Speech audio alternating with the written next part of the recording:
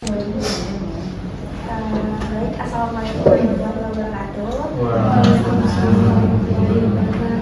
Jadi sebelumnya terima kasih banyak atas kesempatannya Ibu yang diberikan. Jadi langsung saja tujuan kami di sini ingin melakukan wawancara tentang bimbingan dan konseling karir. Nah, sebelum masuk ke sesi wawancara, kami ingin perkenalan satu persatu dulu, Bu. Jadi perkenalkan, saya Injil Bismilia dan rekan-rekan saya. Perkenalkan nama saya Natasha. Perkenalkan nama saya Nobel Saputra. Perkenalkan nama saya Farabila. Saya Nazwa. Saya Indah Syahani. Saya Rizky Amalia. Saya Nubul Anastasia. Saya itu Muhammad. Saya Salsabila. Saya Abdul Rahman. Nah, bisa langsung masuk ke materi-materinya saja Ibu. Silakan Bapak. Yang pertama itu bagaimana program bimbingan dan konseling karir yang diterapkan di sekolah ini. Yang diterapkan di sekolah ini, kalau bimbingan karir itu luas ya, cukup luas, dari potensi mana bakatnya, bagaimana, terus apa saja yang mereka mau capai ke depannya, mau kuliah atau kerja, karena kan kalian tahu di sini SMK ya, jadi kebanyakan mereka di sini kerja untuk jurusan teknik otomotif ya. Tapi kalau untuk jurusan farmasi, PJKT, kelautan itu hotel rata-rata mereka melanjutkan.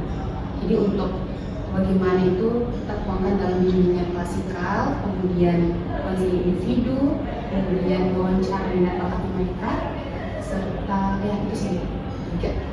Jadi bagaimana melakukan sekolah itu dengan Ibu memberikan bimbingan klasikal tadi sama minatnya dari itu bagaimana Iya. untuk kedepannya? Iya, dengan konseling individu. Biasanya mereka datang ke ruang BK toh, tanya bagaimana kira-kira kuliah di mana Bu bagus, kira-kira proses ini cocoknya jurusan apa? Itu sih.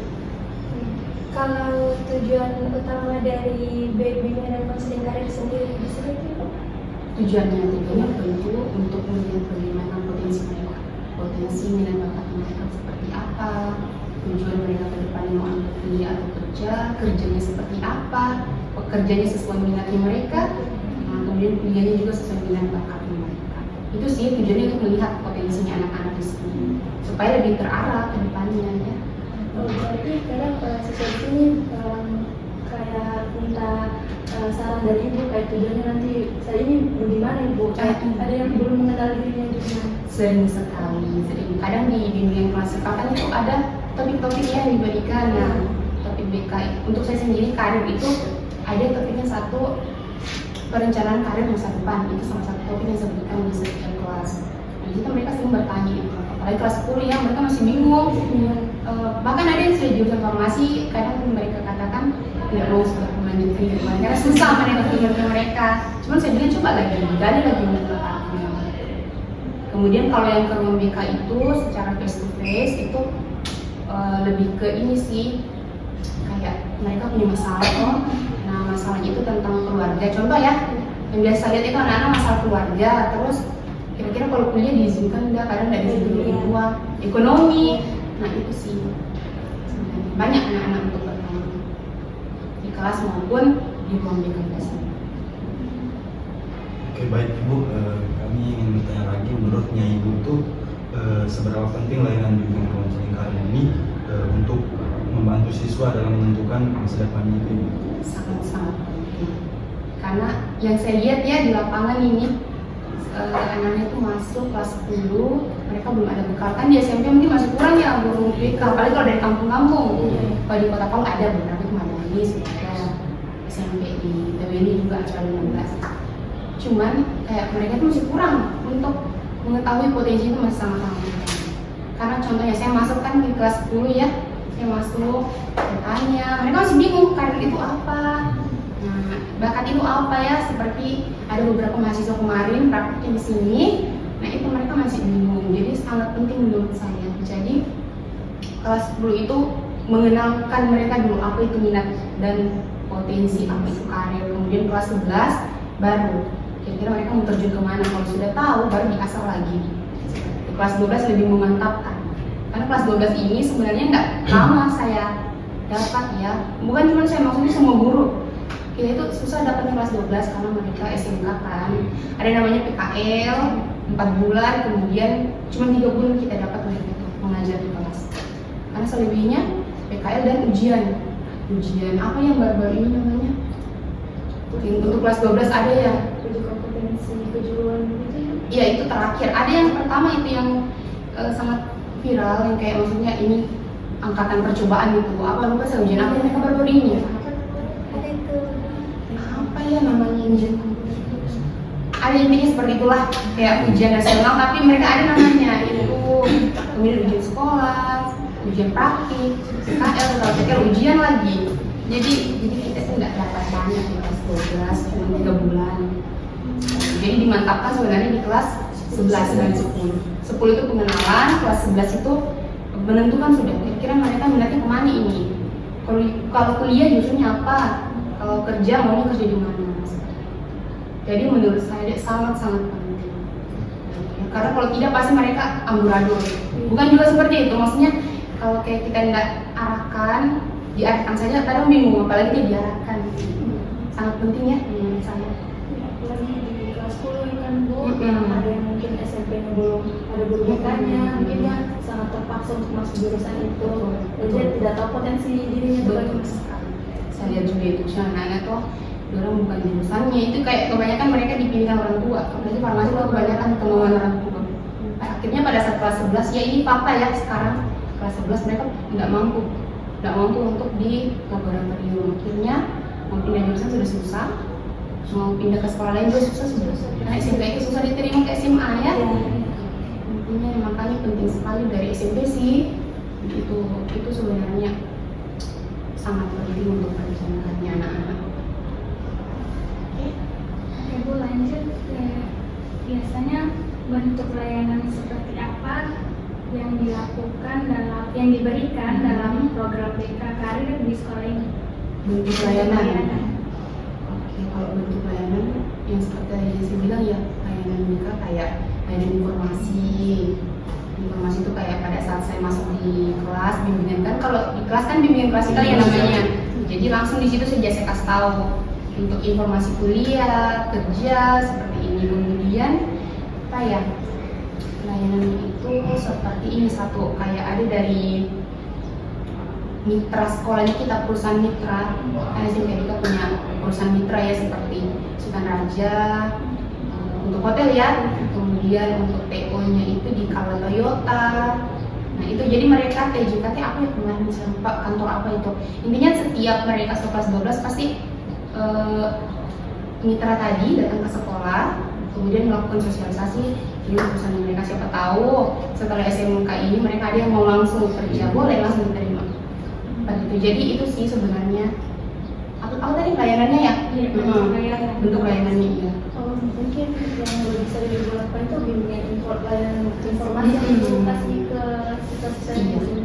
Lebih ke itu kayak kalau di dalam kelas itu sih informasi saja.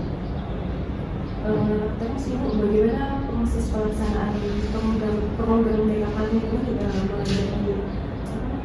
perencanaannya hingga evaluasi ini? Pelaksanaannya ya, oke, berarti kalau pelaksanaan tentu dari perencanaan ya. Nah perencanaan tadi itu dari mulai pada saat mereka awal semester 1. Artinya kalau sekarang kan nanti bulan 7 ya. Di situ awal semester 1 perencanaannya itu dengan saya juga memberikan angket. Tahu toh? Ya, angketnya itu ada berapa? 4, bidang karir, bidang pribadi, bidang sosial, bidang belajar. Jadi itu biasa ada 50 item. Nah setelah mereka isi bukan cuma satu kelas ya, semua tadi. Jadi setelah itu saya akan lihat kira-kira di belajarnya apa mereka butuhkan. Setelah itu saya buatkanlah topik-topiknya. Jadi itu topiknya yang akan saya berikan di kelas-kelas termasuk karir. Seperti itu sih. Terus Ibu, apakah program BK di sekolah itu sudah dilaksanakan secara rutin? Jika iya, mungkin kegiatan apa saja yang biasa dilakukan? Ya, kalau rutin pasti. Karena itu yang tadi saya bilang, di kelas setiap masuk ada jadwal-jadwal tertentu untuk karir, untuk pribadi, sosial, belajar itu ada jadwal-jadwal. Jadi sangat rutin sih menurut saya. Yang rutin itu ya, yang tidak terlalu itu kayak tes minat bakat, itu masih susah saya laksanakan sih sebenarnya.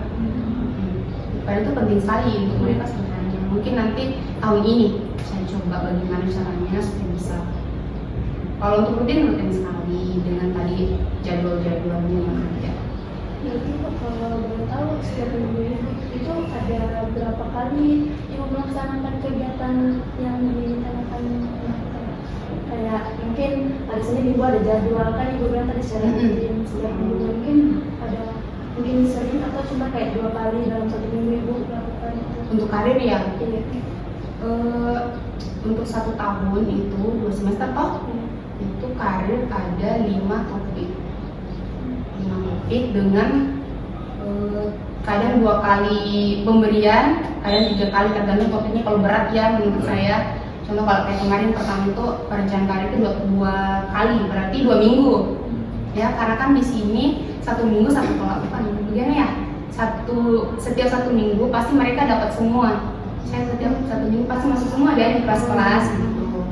Jadi itu sih ada jadwalnya, tergantung jadwalnya sebenarnya kalau seberapa sering. Cuma kalau dalam 1 tahun itu langsung 5 topik untuk karir, dengan 1 topiknya itu kadang 2 kali pertemuan, kadang 3, tapi yang lebih sering sih 2 dalam 1 tahun. Itu berarti layanan yang sering dikasih yang rutin dilakukan itu cuma layanan informasi saja. Iya, bimbingan klasikal itu. Itu sih yang rutin. Ibu, pertanyaan selanjutnya itu metode atau pendekatan apa yang sering digunakan saat memberikan layanan bimbingan terbaru ini kepada siswa? Metodenya, metode sih ini apa? Ceramah pastinya itu paling utama, itu ceramah. Apalagi ya? Ceramah, terus pemberian informasi, kadang bentuknya lewat ini apa? Brosur. Contoh brosur ini apa yang kemarin ini ada putra putri budaya, terus kemudian duta genre. Itu kan salah satu bentuk karir potensi anak-anak toh. Nah, dari luar itu memberikan surat, kemudian memberikan apa tadi, brosur. Nah, itu langsung saya berikan ke anak-anak. Kadang juga pada saat apel pagi atau apel pulang itu di situ 1 kali toh, supaya enggak saya masuk begitu di kelas. Jadi apa ya tadi, metodenya itu yang pertama ceramah, itu kan di kelas-kelas pastinya. Terus pemberian tugas, kayak kemarin ada saya kasih tugas dorong itu, tentukan minat bakatmu, kemudian dari bakat itu kira-kira apa kira-kira jurusan kuliah yang pas. Itu tugas 1 tadi, kemudian ceramah 1, 2, ketiga melalui brosur. Kalau ada ya dari luar masuk saya akan sampaikan. Nah, itu sih.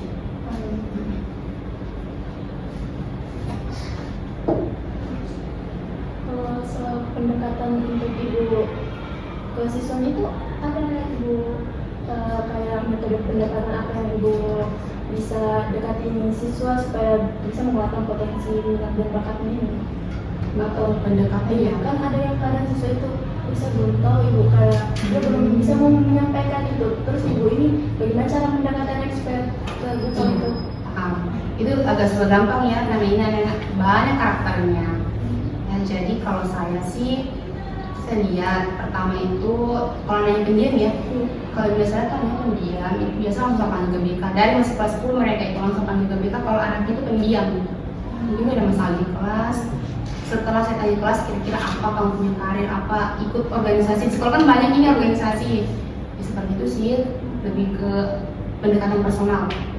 Tapi jadi saya lihat itu di kelas ya, kalau saya masuk memberikan layanan klasikal, terus saya lihat dia agak diam-diam, dia tidak punya apa ya, tidak ikut ekskul, nah, tidak terlalu aktif di kelas, pasti ada sebenarnya salah dari dia. Jadi itu sih didekati secara personal, dengan cara dipanggil ke ruang BK. Ya, enggak langsung di depan teman-temannya, takutnya dia malu atau gimana tuh. Kayaknya itu sih pendekatannya saya. Kemudian lebih kalau di kelas ya, lebih yang ramenya itu lebih aktifnya saya, maksudnya memberikan gambaran langsung terkait dengan potensi minat jurusan kuliah. Dia tuh tampilkan dalam bentuk video, kayak kuliah di UI, di UGM itu kan mereka biasa lebih excited gitu. Kayak kalau hotel biasanya di Bali, kalau bagian pariwisata itu di Bali saya tunjukkan. Ini video-videonya ada kan, toh saya perlihatkan itu sih. Jadi mereka kayak kenal, oh seperti ini ternyata ya.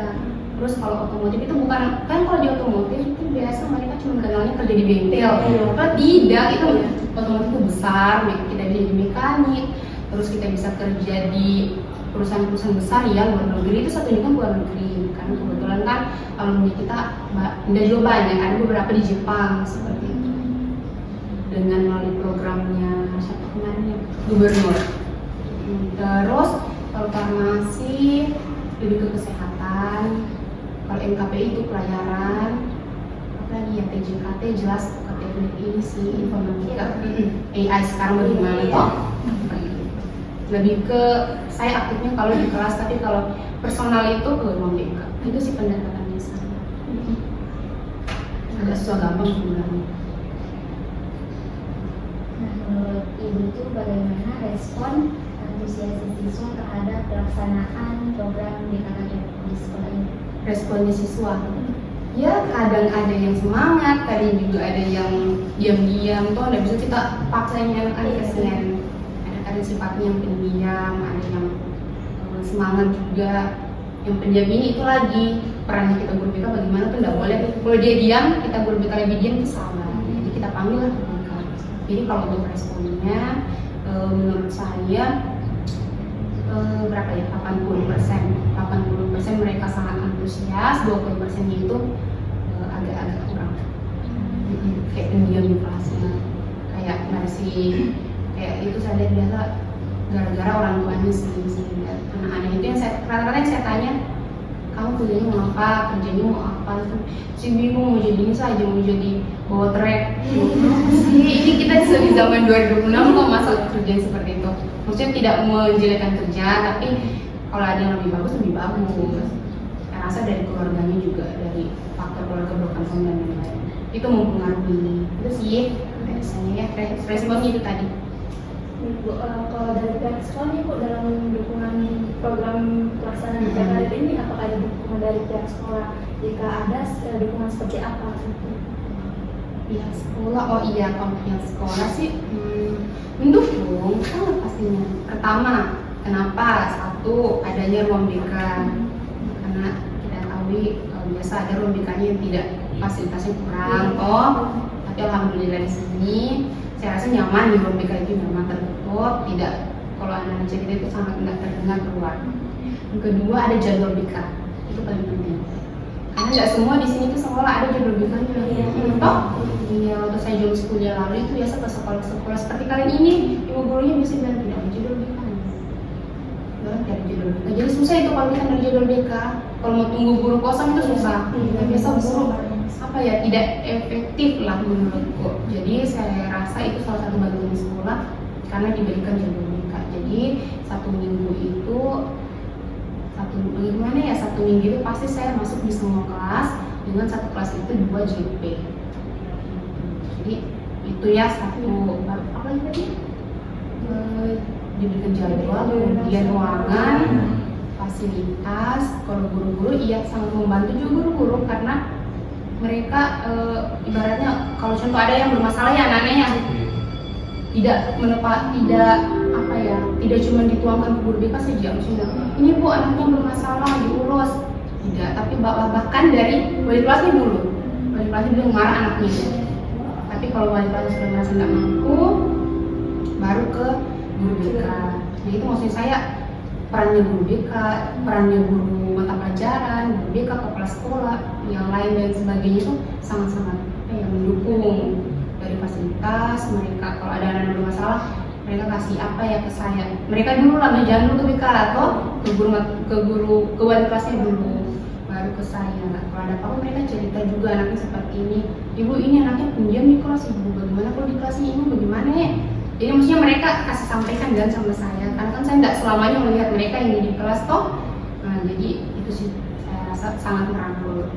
Itu yang Ibu bilang tadi itu ada mitra, mungkin juga dukungan pelaksanaan BKKBN itu kan ada mitra dari sekolah ini kan, berarti itu dia dari sekolahnya langsung. Iya. Memang yang dikatakan juga informasi. Betul. Kalau ada mitra pasti. Iya sih itu juga salah satu ya. Karena kalau kayak di sekolah mungkin belum tentu punya mitra di sekolah toh, kayak contohnya nih kita mau praktek hotel, mereka langsung ke villa. Jadi nggak perlu lagi apa izin tetap memberikan izin, cuman lebih dimudahkan dan karena sudah mitra memang. Kemudian kalau farmasi itu di kimia farmanya langsung. Jadi maksudnya kita mudah dan kalau mau prakteknya mereka itu mudah karena kita sudah mitra memang, sudah ada MOU dari awal. Nah, mungkin Ibu selanjutnya itu sejauh mana kerjasamanya guru BK di sini atau Ibu sendiri antara wali kelas, guru mata pelajaran dengan pihak sekolah lainnya dalam mendukung pembinaan karir di sekolah ini? Dari apa tadi guru mata Guru pelajaran? mata pelajaran dengan wali kelas serta pihak sekolah lainnya dalam mendukung. Iya. Itu tadi sih yang saya bilang sudah ya, sangat mendukung karena maksudnya kalau ada masalah itu bukan cuma dituangkan ke guru BK semua, tapi dari mereka juga dulu. Kalau ada anak yang bermasalah mereka dulu yang tangani. Baru kalau bertahap itu. iya, jadi kalau ada anak contoh di kelas 10, wali kelasnya dulu itu. Setelah jangan langsung ke BK, ya saya emosi itu biasa. Kalau guru tiba-tiba bawa ke BK semua, tangani dulu kalian toh. Kalau nggak mampu, baru ke BK pakai pendekatannya BK itu sendiri. Kalau tahu teknik pendekatannya. Nah kalau lagi saya yang tidak sanggup lagi, langsung ke siswaan. Kalau ke siswaan tidak sanggup lagi, langsung ke kepala sekolah. Dikeluarkan atau tidak itu sendiri. Jadi sangat saling mendukung. Mereka tidak kayak pada masalah lepas semua ke saya, tidak. Ya, ada tahapan sebelum ke Ibu dari wali kelasnya ataupun mata pelajarannya. Mungkin setelah dari situ susah menanganinya langsung ke Ibu. Iya betul. Kalau kayak guru mata pelajaran kan contoh matematika ini, anaknya Ibu pendiam. Yang biasa ya saya dengar, Ibu anaknya ini kalau di mata pelajaran saya matematika diam-diam. Kadang juga ada yang ribut. Nah artinya itu apa kira-kira penyebabnya? Nah itu kita harus dari mereka lagi dulu kasih tahu ke saya. Artinya kalau mereka nggak kasih tahu ke saya kan nggak tahu ya pastinya. Jadi dengan mereka kasih tahu ke saya akan panggil anaknya secara face to face, dengan saya bicara kenapa, apa ada masalah dengan gurunya atau bagaimana toh. Kalau biasanya ada, saya panggil dengan gurunya langsung bicara di situ pas selesai masalahnya supaya tidak berlarut-larut. Itu sih jadi saya saling mendukungnya semuanya. Satpam pun lebih-lebih, iya satpamnya lebih-lebih itu bagus maksudnya. Ada anak yang kalau bolos nggak pernah ya, bukan dulu nggak pernah sih, pernah kali ini jarang sekali bolos di sini.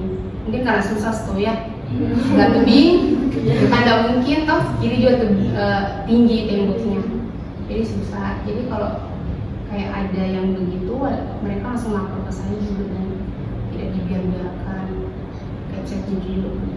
Bagus lah ini, mendukung. Berarti ini dari pihak guru mata pelajaran, guru BK, serta kepala sekolah itu saling sama-sama kolaborasi. Sama-sama kolaborasi sampai kalau lebih lagi. Capek biasa. Maksudnya kayak Ibu bagaimana ini anaknya ini selalu ditanya dan sama pimpinan. Ibu ini anaknya bagaimana ya sudah 2 kali apa itu? Kalau begitu kan saya lagi, aduh biasanya wali kelas sih. Kalau tiga kali mereka alfa kan itu wali kelas dulu, kalau sudah ada lagi alpanya langsung ke saya lagi toh pembinaan. Kalau alpa lagi baru ke panggilan orang tua. Jadi kolaborasinya sangat-sangat bagus. Itu dari anaknya lagi sih, kadang juga bandel. Kita nggak bisa dipungkiri lah anak-anak. Baik Ibu, selanjutnya sarana dan prasarana apa saja yang tersedia untuk menunjang pelaksanaan program BK Karir di sekolah ini? Sarana prasarana itu sih ya ruang BK toh, kemudian sarana prasarana ya ruang BK, terus komputer yang disediakan untuk saya juga ada, kemudian printer termasuk ya sarananya printer. Maksudnya kalau saya kan buat suratnya itu tidak melalui TU lagi, dan kalau pemanggilan siswa kan kita buat surat SP dan lain-lain itu saya buatnya BK sendiri, suratnya dari BK sendiri. Jadi ada printer, ada komputer, terus ruangannya nyaman, terus sarana prasarana itu sih boleh lah maksudnya. Cuman ini sih ada satu kurang menurut saya, kayak mungkin lebih ke ini. Biasa kan saya mau pastikan yang apa ya, bagaimana ya sampai kali ini kayak tes minat bakat itu kan agak sulit, bukan juga sulit, membutuhkan apa ya, alat atau apa itu kemarin sama guru yang lain, guru di Jawa ya, teman guru di Jawa itu kan ada BK juga. Nah mereka kalau melakukan tes minat bakat itu agak berat juga dan membutuhkan sistem atau apa yang dibeli lah itu, memang lupa bagaimana. Nah itu agak mahal, nah itu mungkin sekolah belum bisa penuhi. Sekitar berapa ya, 500-an untuk kita berikan ke siswa satu kali saja itu diberikan. Jadi awal pembelajaran, cuman itu agak mahal, jadi mungkin sekolah belum bisa penuhi. Cuman itu sih, yang lain aman menurut saya. Selama di sekolah ini betul-betul sudah mau hampir terpenuhi lah ibu, kayak ibu melaksanakan layanan mungkin tidak terlalu sulit. Iya, kayak di fokus toh, Iya, di fokus. aman. Terus speaker, kalau saya menampilkan video aman juga bisa. Kan infocus tiap kelas ya langsung ada di atas memang. Terus kayak contoh kalau mau mandi aula bisa juga, ada TV sama aman lah ya, bisa. Cuma itu tadi saya maksud itu minat bakat itu agak sulit gitu. Selanjutnya Ibu, apakah sarana dan prasarana yang sudah ada sudah cukup mendukung kebutuhan layanan BKKN? Mengapa demikian? Ya sudah ya, mungkin dari tujuan tadi sudah cukup. Kenapa ya? Karena ini apa yang saya butuhkan bisa ada semuanya. Saya rasa cukup ya. Aman sih. Mungkin kalau dalam mitra-mitra itu termasuk di sarana kayak mitra-mitra kayak itu kan yang disediakan dari sekolah. Jadi dia termasuk dalam sarana itu. Iya boleh juga. Karena kan ini sekolah, cuman lebih ke mitranya ini lebih ke ini sih sebenarnya ke PKL mereka. Cuman kalau kerja boleh juga langsung kayak hotel ini aku kemarin sedang aja yang di jalan apa itu. Dia kan kemarin kayak PKL toh. Nah setelah PKL langsung ditanya lah, ada nggak yang mau lanjut kerja? Katanya bagus. Cuman dari beberapa itu nggak ada yang mau karena memang mereka ada yang ke Korea langsung sekolah di Korea, ada cuma satu ya yang baru ini di Korea, terus yang satunya di Bali, yang satu di Makassar di Politeknik apa gitu, pariwisata. Jadi mereka semua melanjutkan, nggak ada yang mau kerja gitu. Begitu juga TO itu kemarin di kalau Toyota yang di ini bawa RM Marta Dinata, Indonesia toh.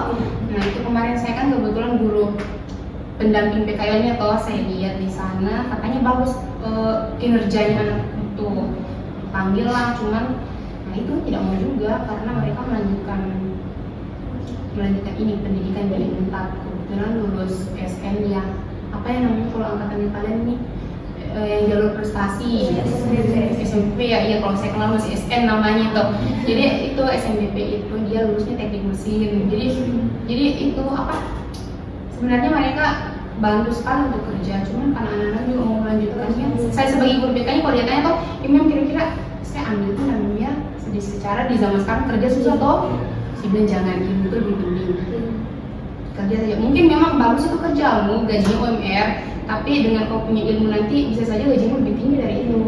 Toh bisa jadi kau kerja di perusahaan Pertamina, di Freeport atau yang mana lebih bagus lagi. Jadi ilmu saja dulu, kebetulan kau dapat kesempatan itu dengan tidak perlu lagi tes seperti teman-teman farmasi sih. Iya lanjut juga mereka. Ada sih beberapa itu yang tidak lanjut, cuman saya nggak tahu sih bagaimana ke depan. Ditanya juga diam, itu tahu susahnya anak-anak ini, ditanya diam. Saya rasa yang kemudian yang diam-diamnya itu yang tidak tahu masa depan itu rata-rata dari keluarganya. Pasti keluarganya itu broken. Nah mohon maaf ya adik-adik kalau di sini mungkin ada yang broken, tidak. Jadi saya itu bukan menjadi satu alasan, cuman salah satu alasan itu karena keluarganya, anak-anak di sini saya lihat sebenarnya.